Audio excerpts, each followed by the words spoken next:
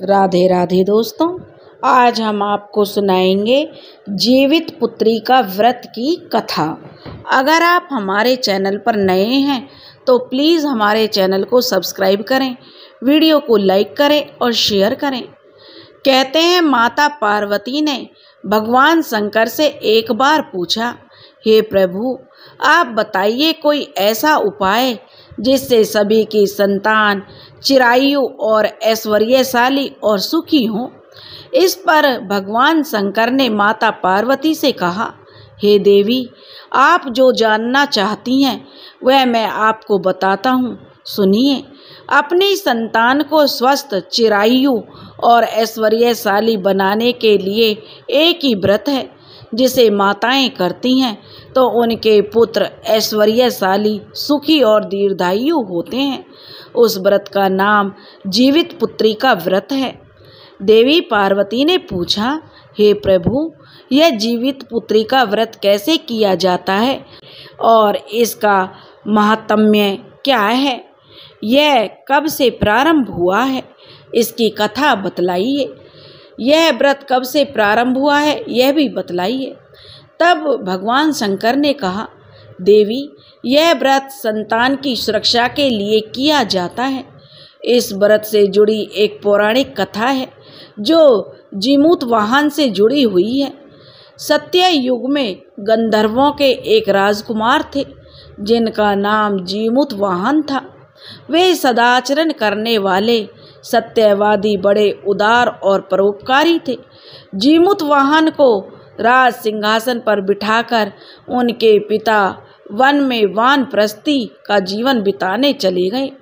जीमूत वाहन का राजपाट में मन नहीं लगता था।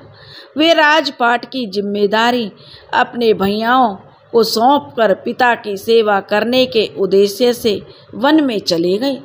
वन में ही उनका विवाह मलयवती नाम की कन्या के साथ हो गया। वन में भ्रमण करते हुए एक दिन वे काफ़ी आगे चले गए। उन्होंने निर्जन मार्ग में एक वृद्धा को रोते हुए देखा और उनका हृदय द्रवित हो गया। उन्होंने उस वृद्धा से उसके रोने का कारण पूछा तो उस वृद्धा ने बताया कि मैं नाग वंश की स्त्री हूँ, मुझे एक ही पुत्र है और नागों के ने जो पक्षीराज गरुड़ को भोजन के लिए प्रतिदिन एक नाग देने की प्रतिज्ञा की है। आज मेरे पुत्र शंखचूड़ की बलि का दिन है। जीमूत वाहन ने वृद्धा को आश्वस्त करते हुए कहा, हे माता डरो मत, मैं तुम्हारे पुत्र के प्राणों की रक्षा करूँगा। आज तुम्हारे पुत्र की जगह मैं स्वयं को लाल कपड़ों से ढककर उस शिला पर लेटूंगा। वृद्धा के मना करने पर भी जीमूत वाहन नहीं माने और जाकर उसके पुत्र शंखचूड़ के हाथ से वह लाल कपड़ा ले लिया जिसे ओढ़कर उसे निर्धारित स्थान पर शिला पर लेटना था। शंखचूड़ भी जो उन्हें रोकता रह गया, परंतु वे लाल कपड़े को ओढ़कर उसी स्थान पर लेट गए। गरुड़ जी आए और लाल कपड़े में लिपटे जीमूत वाहन को पंजे से पकड़कर पहाड़ के शिखर पर जा बैठे। इसी बीच अपनी पकड़ में आए प्राणी और उसकी आंखों में आंसू देखकर गरुड़ जी को आश्चर्य हुआ। इससे उन्होंने उसका परिचय पूछा तो जीमूत वाहन ने सारी कथा सुना दी।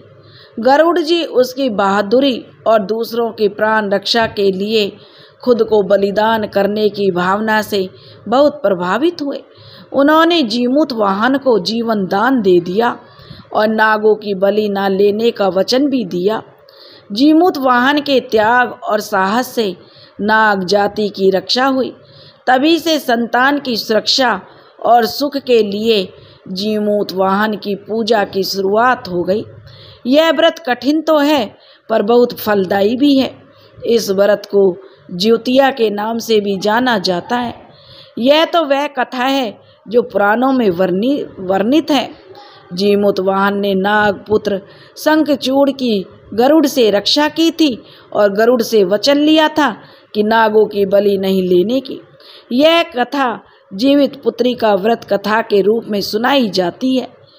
दोस्तों, अगर आपको यह कथा पसंद आई हो तो प्लीज़ हमारे चैनल को सब्सक्राइब करें, वीडियो को लाइक करें और शेयर करें। राधे राधे।